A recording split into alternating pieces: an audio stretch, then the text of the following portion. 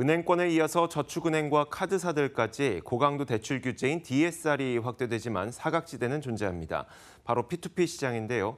누적 대출액이 2조 원을 넘어섰을 정도로 업계 규모가 꽤 크지만 금융회사로 분류되지 않아 규제에서는 비껴나 있습니다. 이윤아 기자입니다. 당국은 은행권에 이어 저축은행, 카드사 등 2금융권까지 DSR 적용 범위를 넓혔습니다. 대출을 까다롭게 해서 부동산 거품을 줄이겠다는 의도입니다. 그러나 P2P 시장은 영향이 없습니다. P2P 업체가 금융회사로 분류되지 않는 만큼 당국이 규제할 법적 근거가 없어 DSR 규제에서 제외됐기 때문입니다. 은행에서 대출을 받을 때 P2P 업체에서 대출받은 정보가 공유되지 않고 은행 대출이 있는 사람이 P2P에서 추가 대출을 받을 수 있습니다. 업계에서는 대출 규제가 강화될수록 저소득층과 청년층, 자영업자 등이 P2P로 몰릴 가능성이 크다고 보고 있습니다.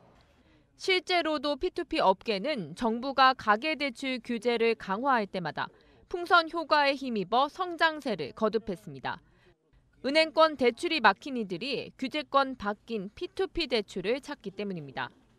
2016년 6월만 해도 1,525억 원 수준이던 P2P 누적 취급액은 지난 9월 말 기준 2조 6,872억 원까지 커졌습니다.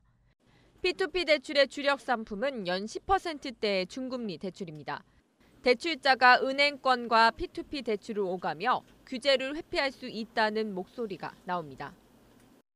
DSR 적용에 대한 어떤 기준이라든지 아니면 시장의 특성상 어떻게 DSR을 적용할 것인가 하는 거에 대한 어떤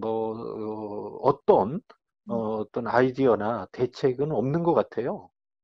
DSR 규제 도입의 취지를 무색하게 할 수 있는 빈틈은 여전히 커 보입니다.